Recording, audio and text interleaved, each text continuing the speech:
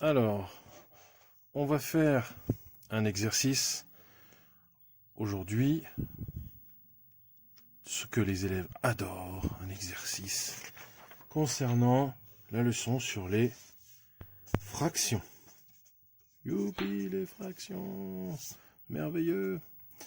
Alors, on va faire un exercice tout simple, on va faire une addition de fractions, une addition de deux fractions qui n'ont pas le même dénominateur. Donc par exemple, on va prendre la fraction 2 cinquièmes et on va additionner à la fraction 3, disons, huitièmes. Voilà. La première chose qu'il faut remarquer lorsque l'on fait une addition de fractions ou une soustraction de fractions, on aurait pu marquer par exemple 2 cinquièmes moins 3 huitièmes. Première chose à remarquer, ce sont les dénominateurs. Voilà. Les dénominateurs, s'ils ne sont pas identiques, s'ils ne sont pas pareils, nous ne pouvons pas additionner.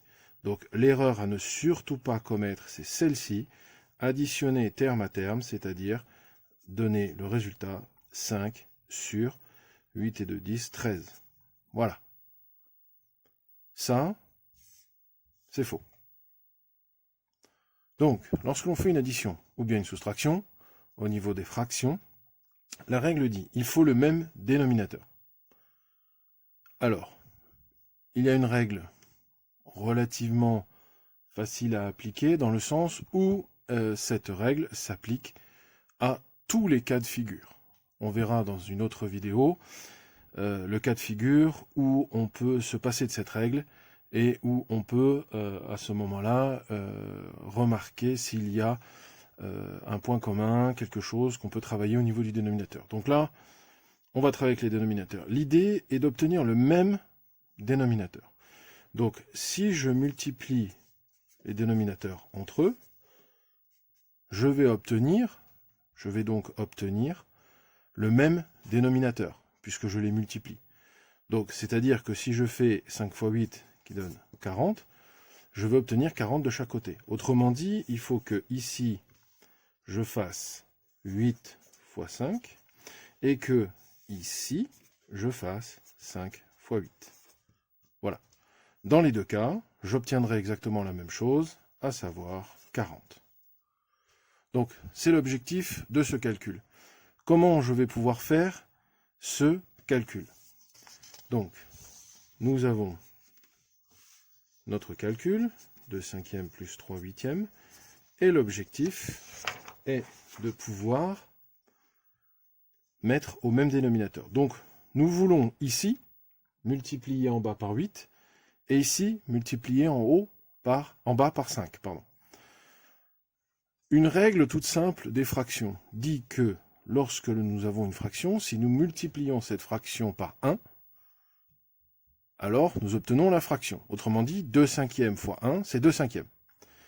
Et une règle cette même règle, qu'on va pousser un petit peu plus loin, 1 en fraction, c'est quoi? C'est n'importe quel nombre divisé par lui-même.